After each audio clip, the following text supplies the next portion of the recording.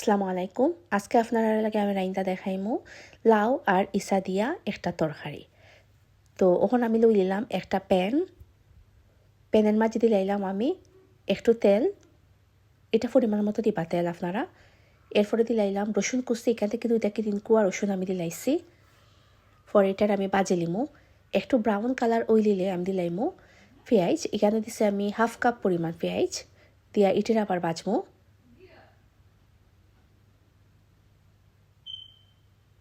বাজার পরে দিলাইমো আমি একটু লবণ আপনারা আন্দাজ মতোই দিবা। আমি কেন 2 চা চামচ ইউজ করছি। এরপরে এটা আবার আমি বাজমু। বাজা হয়ে গেলে আমি দিলাইলাম 1 চা চামচ হলুদের গুঁড়া, দিলাইলাম 1 চা চামচ মরিচের গুঁড়া, আর দিলাইলাম 1 চা চামচ ধনিয়া গুঁড়া। এখানে কিন্তু মরিচটা একবারে কম ইউজ করবো, কারণ মরিচের গুঁড়া বেশি দিলাইলে আবার লাউয়ের মাঝে খাইতে ভালো লাগতো না। এরপর আমি এটার আবার বাজি লিমু।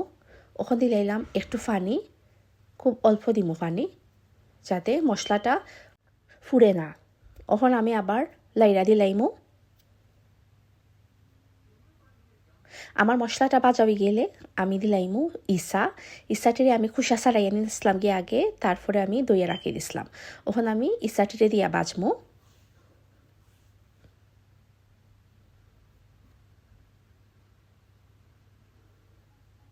ইসাটিরে বাজা হয়ে গেলে ওখানে আমি দিলাইমু কাঁচামরিচ ফালি। কাঁচামরিচ এখানে আমি 7 থেকে 8টা নিছি। আপনারা চাইলে দিতাও পারবা বা নাও দিতে পারবা, এটা আপনার উপরে ডিপেন্ডস করে।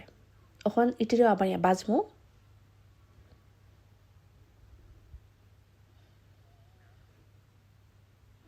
ওখানে আমি একটু সময় লাগে ডেক্কা রাখমু। একটু সময় পরে আমি ঢাকনা খুললা দিলাইলাম আমার লাউ।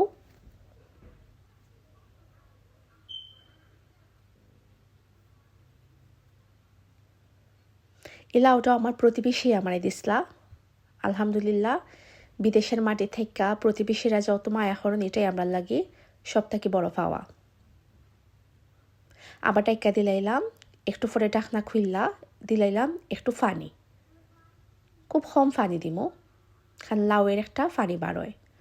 আবার ডাইক্কা দিলাইছিলাম, একটু পরে আমি ঢাকনা খুললা দিলাইলাম বাখর পাতা। ওই গেল আমার লাউ আর ইসা দিয়া খুবই মজাদার তরকারি।